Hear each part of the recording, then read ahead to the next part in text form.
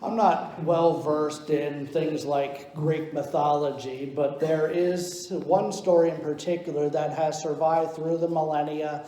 I'm sure you've heard of it somewhere along the way, even in our culture, and that is the story of the Trojan horse. The legend goes that the Greeks were fighting in the Trojan War against the city of Troy, and this war was dragging out for about 10 years at the time. And the Greeks were suffering major losses. They were basically down to their last-ditch effort, and so they devised this elaborate last-ditch plan to try to trick the people of Troy and defeat them that way. See, the city of Troy was surrounded, like many cities of the day, by large gates that they would lock at night so that nobody could naturally get in when they're sleeping. Well, they constructed, the Greeks that is, constructed this very large wooden hollow horse. And they constructed it saying that they were going to give this as sort of a peace offering gift to appease the god of the city of Troy. It's basically a fake surrender is what they were devising here. So the way they went about doing it is the Greeks they stationed a lone soldier outside the city of Troy with this horse, and whenever he was confronted by the people of Troy, he said that he was left behind when the Greek army fled, but they had this horse here that they wanted to present as the peace offering, as a gift. So, seemed harmless enough, the people of Troy wheeled this huge horse in. I'm not sure how they didn't realize how heavy it was with people inside that they didn't know, but that's besides the point. They took it inside the city walls, and that night, whenever they locked the gates, everybody went to sleep. Guess what happened?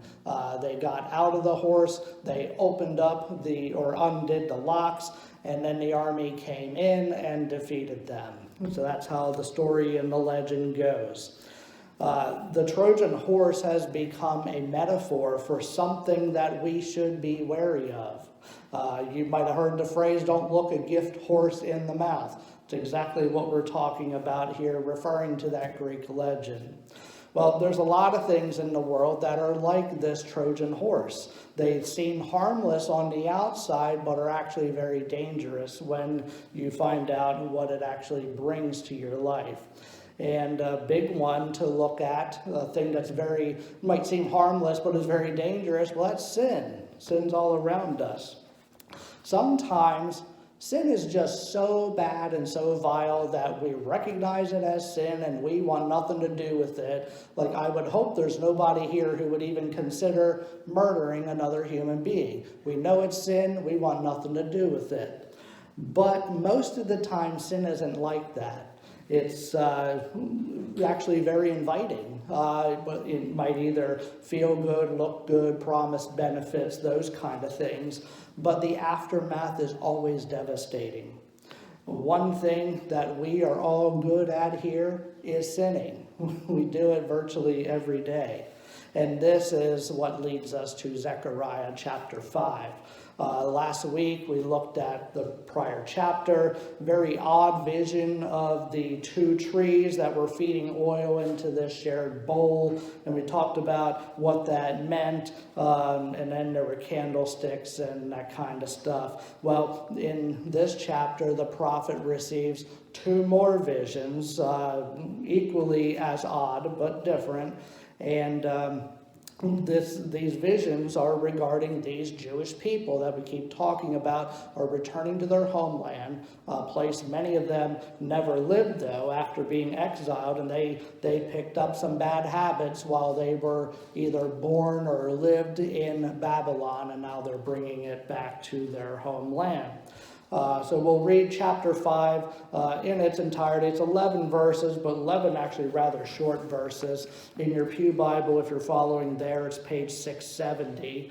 And starting in Zechariah 5, chapter 1, the word of the Lord says, "I looked again, and there before me was a flying scroll. He asked me, 'What do you see?' I answered, 'I see a flying scroll 30 feet long and 15 feet wide.' And he said to me, 'This is the curse that is going out over the whole land. For according to what it says on one side, every thief will be banished, and according to what it says on the other, everyone who swears falsely will be banished. The Lord Almighty declares, I will send it out, and it will enter the house of the thief and the house of him who swears falsely by my name. It will remain in his house and destroy it, both its timbers and its stones. Then the angel who was speaking to me came forward and said to me, Look up and see what this is that is appearing. I asked, What is it? He replied, It is a measuring basket. And he added, This is the iniquity of the people throughout the land. Then the cover of lead was raised, and there in the basket sat a woman. He said, This is wickedness. And he pushed her back into the basket and pushed the lead cover down over its mouth. Then I looked up, and there before me were two women with the wind in their wings. They had wings like those of a stork, and they lifted up the basket between heaven and earth. Where are they taking the basket? I asked the angel who was speaking to me. He replied, To the country of Babylonia, to build a house for it. When it is ready, the basket will be set there in its place. May the Lord's blessing be added to the reading and hearing of his holy word. We have another couple pretty strange visions here. Almost sounds like Book of Revelation kind of stuff, symbols and that kind of stuff. But I think we can make it make sense pretty soon here. So, first is this flying scroll. If you had a King James Bible, it might say 20 cubits by 10 cubits. The NIV converts that modern to us. A cubit was roughly 1.5 feet. I think it's supposed to be like the distance from a man's elbow to his tips of his fingers, something like that. So 18 inches more or less. So that's the conversion we're talking about there. So that's what this scroll measures, 30 feet by 15 feet. And the Bible, like I said, either gives one measurement or the other. Basically, what we're looking at, and I know there's some variation here, roughly like a small billboard nowadays alongside the highway is what they saw flying through the sky.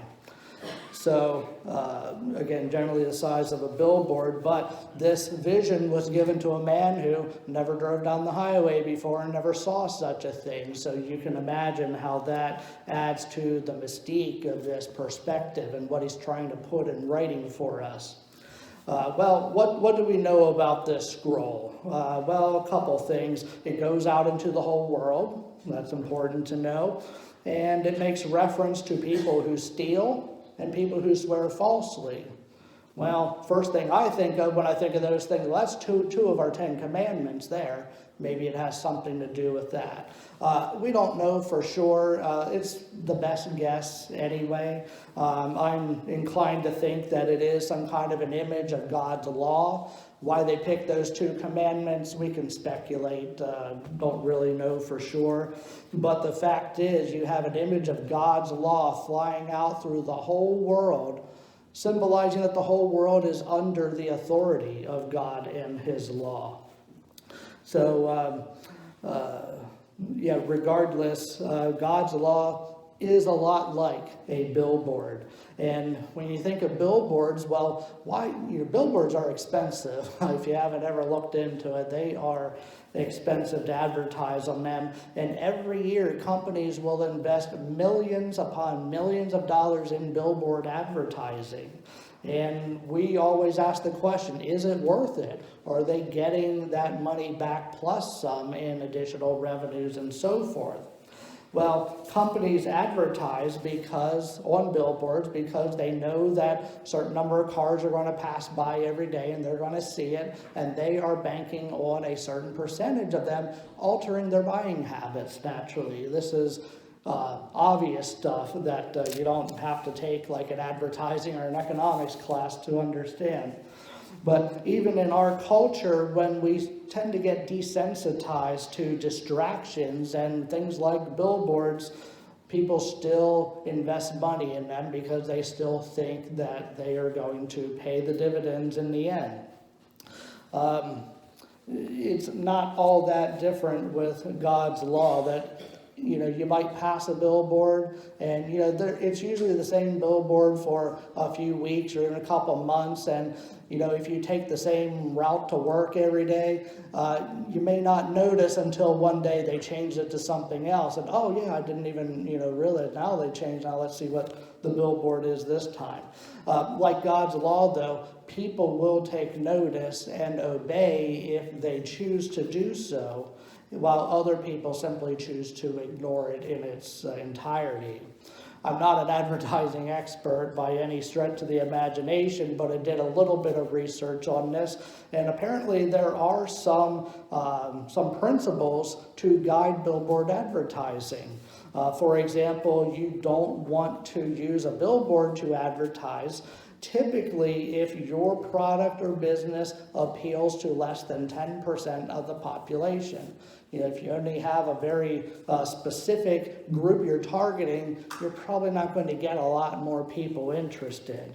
For instance, that's where I think of vegans. I don't know if you know what a vegan is, but we talk about it in our house a lot, and not that any of us technically are, but where vegetarians don't eat meat, well, vegans are sort of like vegetarians on steroids, I think. They take it to an extreme.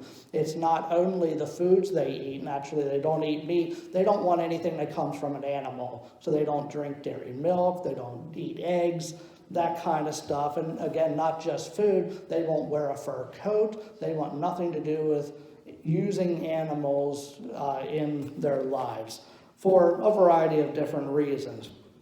I mentioned this because the 10% rule explains why you will rarely, if ever, see vegan products advertised on a billboard, because roughly 7% of the American population identify as vegans. So it's less than a 10.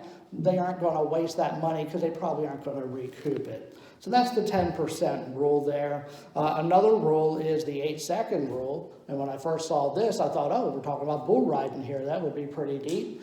It's not, though, sadly. It would be neat if it was. But the 8-second rule says that you have 8 seconds to make your point when you design a billboard.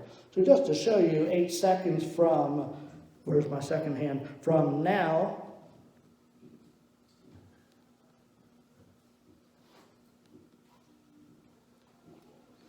Okay, that's how long you have to understand what's on a billboard. Sometimes they accomplish the goal, sometimes they don't. And again, you don't, as you're driving by, depending, 40, 50, 70 miles an hour, you don't have 30 minutes to understand how a product works, like if you sit down and watch an infomercial or something like that.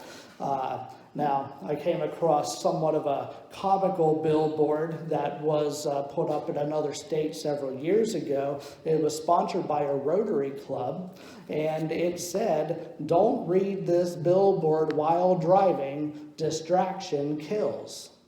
Okay, they actually put that on a billboard. So it makes you wonder, rather ironic billboard for one thing.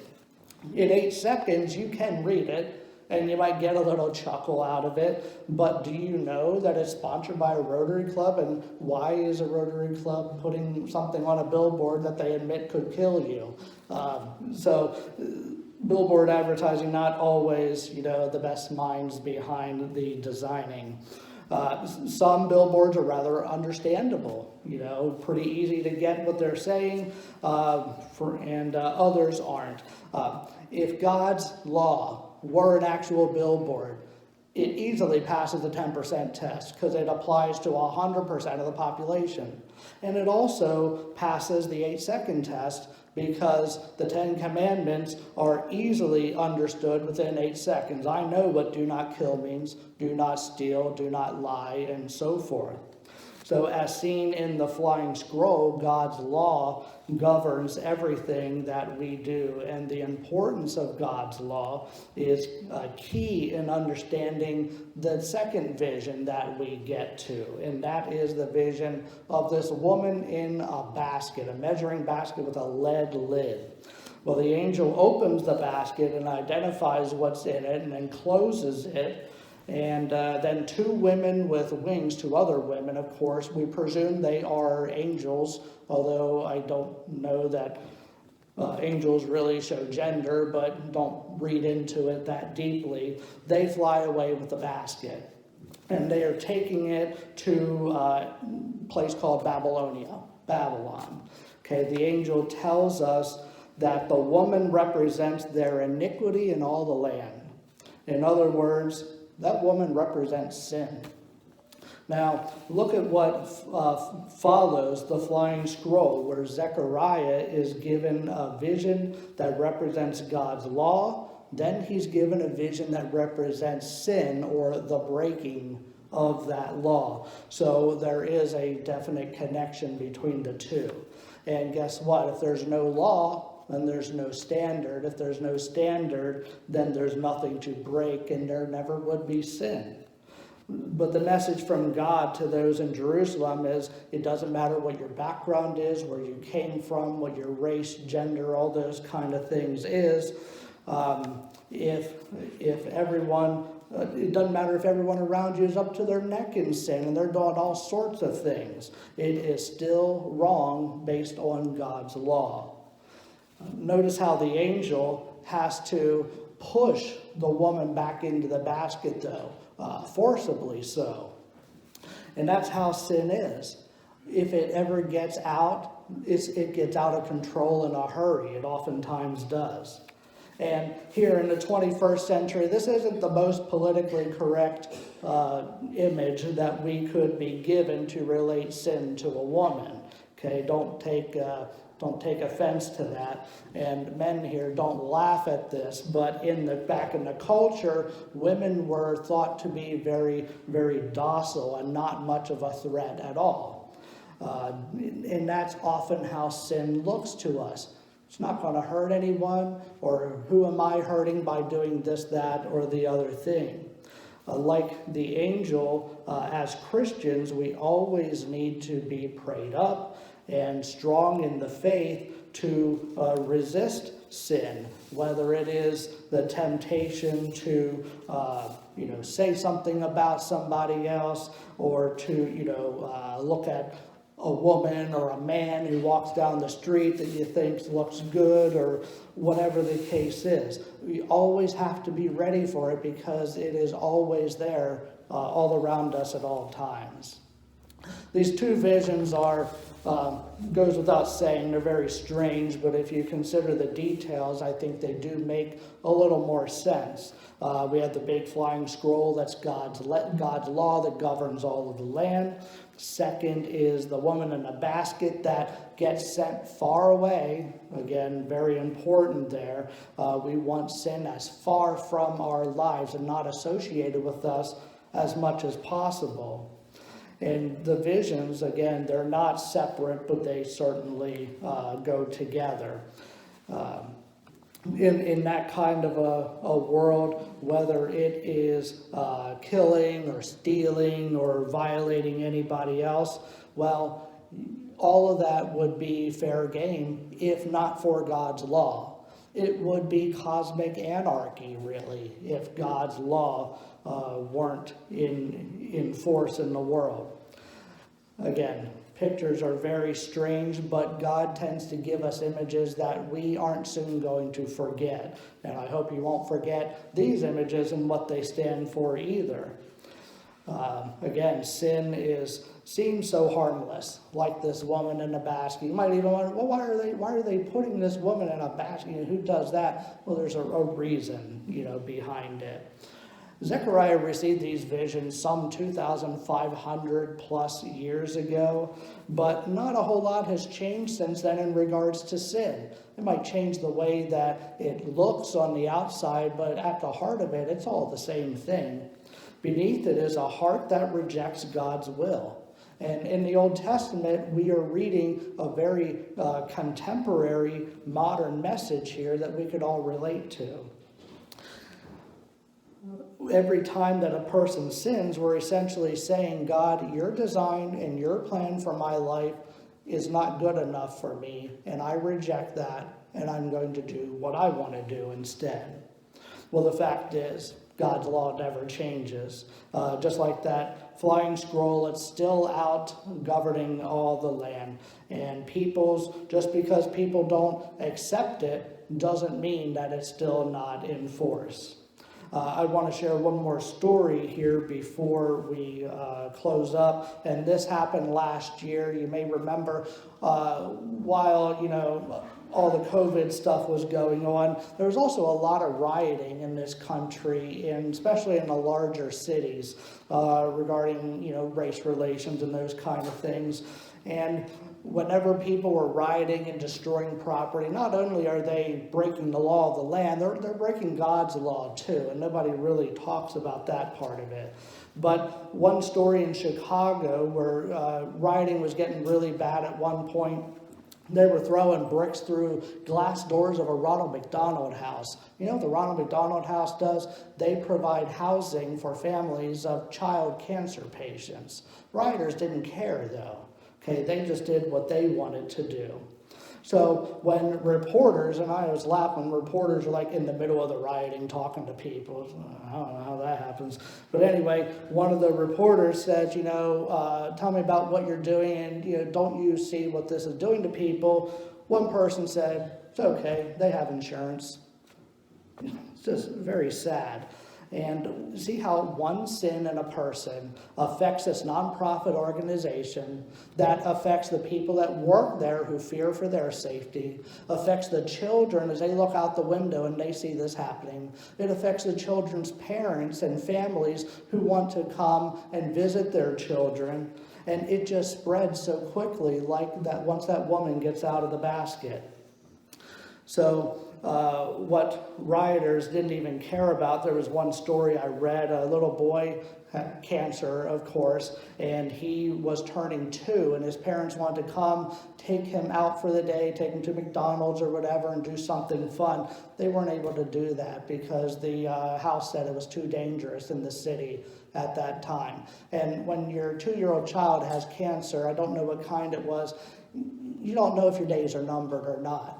And again, that's just the sad results of sin, that if the people even cared, I'm sure they weren't expecting their actions to cause something like that to happen. But since it is Father's Day, though, there is an application of this message, especially to men here, really everyone, but talking to the men in particular. We're talking about how the world's so full of sin and getting worse and worse every day. There are certain men out there who they have kids and they don't want to support them. They don't want to work for a living, kind of stuff like that really makes us upset. But I do commend all of the men in this sanctuary right now for doing the right thing and putting God first, putting church first, putting your communities first, your families first, all those kind of things. The world needs more men like the ones that are, and I can't count off the top of my head. We don't have a lot here, but it doesn't matter because you're doing the right thing. And when people are around you on a daily basis, they can see that, and that speaks volumes. The thing really is, if we don't follow God, how can we be sure somebody else will? So we have to do it ourselves. And again, I'm here with you, every day, going to a job and trying to represent Christ in my church and my family the best way that I can. You don't want to be a person who just puts on your Sunday best for an hour at church and sing the songs and listen to an inspirational message, then get back to what you were doing before, like there's no change in your life, because there must be a change. And that takes me back to the rioting going on last year. Now, not in Chicago, but a specific story in Seattle, Washington. A lot of violent protests there. Well, guess what happened? You didn't see this on the news, but in large part because of men in the city, Christian men rising up, they were at the same time worshiping in the streets and praying and sharing God's word with people. They were taking tubs out into the streets and baptizing people as they were coming to faith amid all this rioting going on. And that is the heartwarming story that I really want you to take with you. These are people who are standing up to sin. They are calling sin, sin, and putting people to Jesus. It's about bringing people to Jesus, but you can't do that if you don't understand God's law first and how we always transgress it, but God sent Jesus so that we could have a way to bridge that gap, getting that woman back into the basket, getting it as far away from us as we can. That is my encouragement, especially to the men, but to all the people in this sanctuary this morning as we go into the world representing Jesus Christ the best that we can. Let's close with a word of prayer.